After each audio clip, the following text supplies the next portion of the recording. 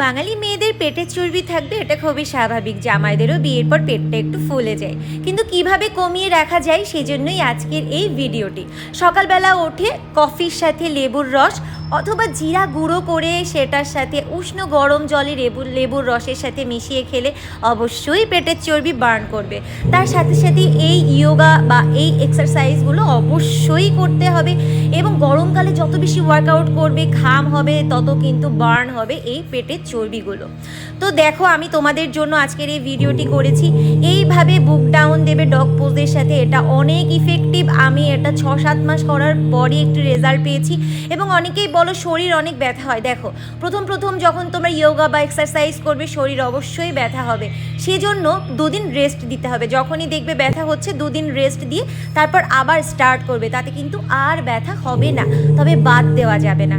এইভাবে বেলি ডাউন দিতে গেলে কাউকে একটু পায়ের কাছে যদি ভর করে কেউ বসে তাহলে ভালো হয়। নিজে নিজে করাটা একটু কষ্ট, তা তবুও করতে হবে।